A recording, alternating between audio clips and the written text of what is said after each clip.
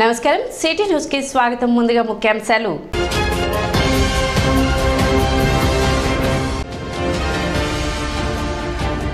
ప్రస్తుతం డిఏపి కొరత ఉన్నందున రెండవ దఫా ఎరువులు వేసే రైతులు ప్రత్యామ్నాయ మార్గాలపై దృష్టి సారించాలి. ఏడీఏ హుషారని విజ్ఞప్తి.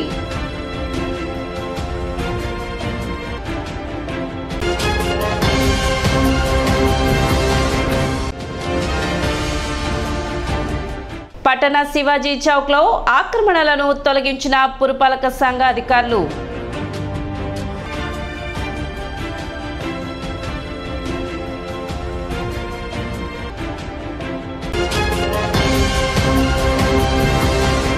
ప్రస్తుతం డిఏపి కొరత ఉన్నందున రైతులు ప్రత్యామ్నాయ మార్గాలపై దృష్టి సారించాలని ఏడీఏ హుషారని సూచించారు. ప్రస్తుతం డిఏపి ఉత్పత్తి తక్కువగా ఉందని, దీనితో కృత్రిమంగా కొంత కొరత ఏర్పడిందని హుషారని తెలిపారు.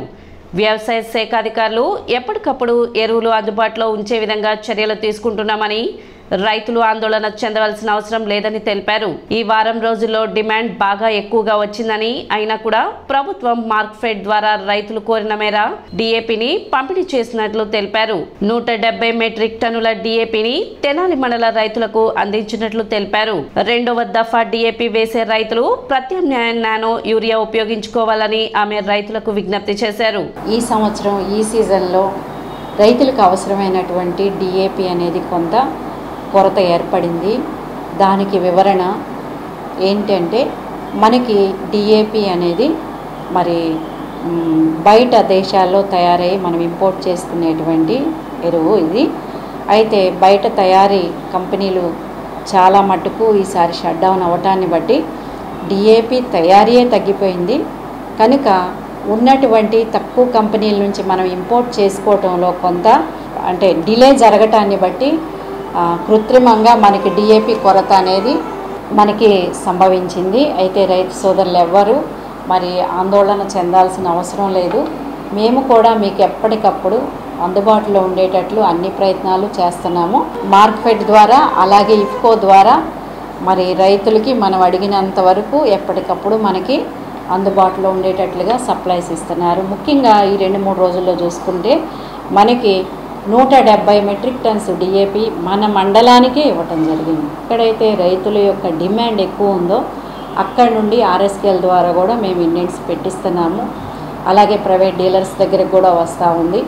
కనుక ముఖ్యంగా మేము వారందరికీ ఇచ్చినటువంటి మరి ఇన్స్ట్రక్షన్ ఏంటి అంటే, బయట అంటే మన ప్రక్కనున్న బాపట్ల జిల్లా వారికి ఇవ్వకుండా ఇప్పటివరకు ముందు మన తెనాలి చుట్టుప్రక్కల ఉన్నటువంటి మన గ్రామాలకు మాత్రమే ఇవ్వాలని గట్టిగా మేము వారందరికీ ఇన్స్ట్రక్షన్స్ ఇచ్చాము. వాటి మేరకు ఈ 170 మెట్రిక్ టన్స్ డిఏపి మరి మీ అందరికీ ఇవ్వటం జరిగింది. రెండో దఫా వేయబోయేటువంటి రైతు సోదరులందరూ గమనించాల్సిన విషయం ఏంటి అంటే, మరి మరలా డిఏపి కోసమే మీరు వెయిట్ చేయకుండా మన దగ్గర 155 మెట్రిక్ టన్స్ ఓన్లీ మన టౌన్లో డీలర్స్ దగ్గర అందుబాటులో ఉన్నాయి. 1435 14, అలాగే 2020 013, 10 26 26, 316, 315, 28 28 0 ఇవన్నీ కూడా మనము సెకండ్ డోస్గా వేసేటువంటి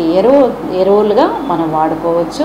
ప్రత్యామ్నాయంగా కాదు. కానీ మరి డిఏపి మనకి కొంత కొరత ఉంది కాబట్టి ఏ కాంప్లెక్స్ ఎరువు అయినా మీరు వేసుకోవచ్చు, ఎక్కడ మనకి దిగుబడి తగ్గదు. నానో యూరియా సెంట్రల్ గవర్నమెంటే ఇఫ్కో వారికి మరి ఇఫ్కో వారి ద్వారా తయారు చేయించి నేలకు ఇచ్చేటువంటి పొలంలో వేసేటువంటి ఎరువుల క్వాంటిటీ ఎక్కువైపోయి చౌడుబారుతున్నాయి కాబట్టి ఖచ్చితంగా పైపాటుగా మనం స్ప్రేయింగ్ చేయాలి, పైపాటుగా నత్రజని అందించాలి, పైపాటుగా నత్రజని భాస్వరం అందించాలి అనే ఉద్దేశంతో నానో టెక్నాలజీలో తయారు చేయబడినటువంటి నానో యూరియా, నానో డిఏపి అనేవి మనం రైతులతో ఖచ్చితంగా వాడించటం అలవాటు చేయాలి అనేది కేంద్ర ప్రభుత్వం యొక్క ముఖ్య ఉద్దేశం. కాబట్టి అది డీలర్స్ దగ్గర వాళ్ళు మమ్మల్ని బలవంతం చేస్తున్నారు అనేటువంటి అపోహను ప్రక్కన పెట్టి ఖచ్చితంగా మనం వాడటం అనేది అలవాటు చేసుకోవాలి. పట్టణ శివాజీ చౌక్ లో ట్రాఫిక్ కు అంతరాయం కలిగిస్తున్న ఆక్రమణలను పురపాలక సంఘం అధికారులు తొలగించారు. పట్టణ సుందరీకరణ, ట్రాఫిక్ క్రమబద్ధీకరణలో భాగంగా గత కొద్ది రోజులుగా కొనసాగుతున్న ఆక్రమణల తొలగింపు నేపథ్యంలో శివాజీ చౌక్ సెంటర్ లో ఉన్న ఆక్రమణలను శనివారం పురపాలక సంఘ అధికారులు తొలగించారు. గతంలో ఈ ప్రాంతంలో బస్ షెల్టర్ ఉండేదని, దానిని తొలగించి షాపులను ఏర్పాటు చేసుకోవడం జరిగిందని, ఉన్నతాధికారుల ఆదేశాల మేరకు వాటిని తొలగించినట్లు పురపాలక సంఘ అధికారులు తెలిపారు.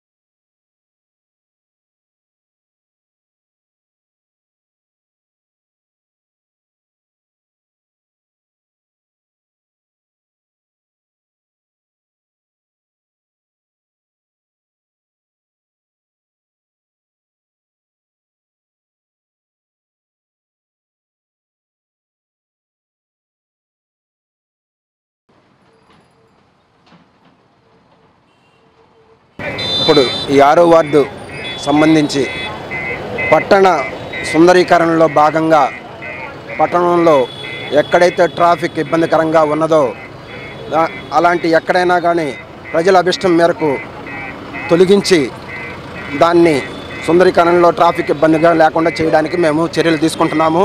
ఇంకా ఎక్కడైనా కానీ ట్రాఫిక్ దృష్ట్యా ఎక్కడ ఇబ్బందికరంగా ఉన్నా కూడా ఇలానే తొలగించి పట్టణ ప్రజలందరికీ మేము సహాయ సహకారాలు అందిస్తాము. ఇంతకుముందు ఈ 6వ వార్డులో ఇప్పుడు ఈ శివాజీ చౌక్ దగ్గర ఇంతకుముందు బస్ షెల్టర్ ఉండేది.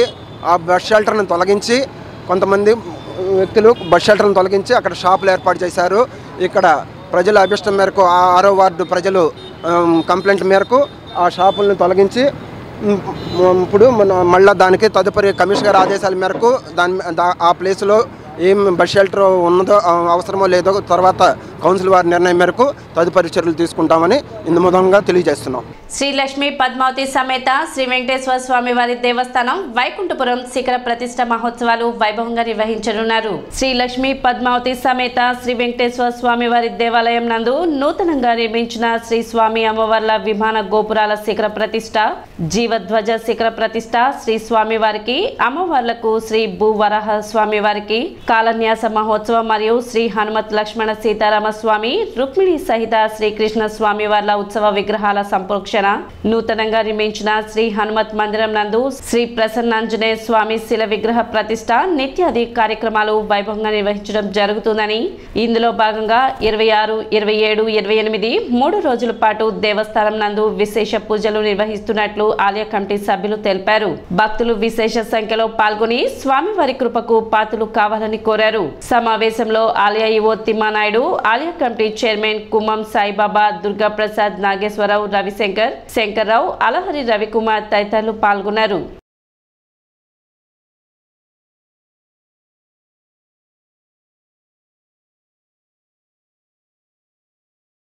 శ్రీ లక్ష్మీ పద్మావతి సమేత శ్రీ వెంకటేశ్వర స్వామి దేవస్థానం వైకుంఠపురం నందు 26 నుంచి 28వ తారీఖు వరకు శ్రీ స్వామివారి యొక్క పునఃప్రతిష్ఠా కార్యక్రమం నిర్వహించడం జరుగుతుంది.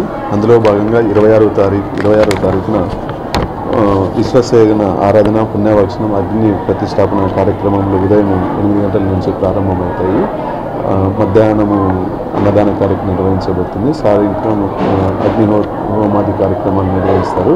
అలాగే 27వ తారీఖు కూడా స్వామివారికి కలశ స్థాపన ఇవన్నీ కూడా నిర్వహిస్తూ 27వ తారీఖు అర్ధరాత్రి స్వామివారికి కళ్యాణాశనం చేయడానికి కావాల్సినటువంటి ఏర్పాట్లు కూడా చేస్తున్నాము. 28వ తారీఖు ఉదయం విశ్వసేన ఆరాధన, పుణ్యవక్షణం, అగ్నిహోత్రం కార్యక్రమంతో మొదలవుతుంది. మరియు అలాగే ఆ రోజు గౌరవనీయులైనటువంటి తెనాలి శాసనసభ్యులు మరియు మంత్రివర్యులైనటువంటి శ్రీ నాదెళ్ల మనోహర్ గారిచే జీవ కళ్యాణాశనము మరియు నూతన ఉత్సవమూర్తులకి కళ్యాణం నిర్వహించడం జరుగుతుంది. అలాగే సాయంత్రం మనోహర్ గారిచే కలశాభిషేకముకు మరియు అభిషేకము జరుగుతుంది. అలాగే కలశాభిషేకం అనంతరం ఉత్సవమూర్తులకి కళ్యాణం నిర్వహించి స్వామివారి అప్పటి నుంచి భక్తులందరికీ దర్శనం ఇవ్వడానికి కావాల్సినటువంటి ఏర్పాట్లన్నీ కూడా దేవస్థానం తరపున తీసుకోవడమైనది. ఇప్పుడు ఒక చిన్న విరామం.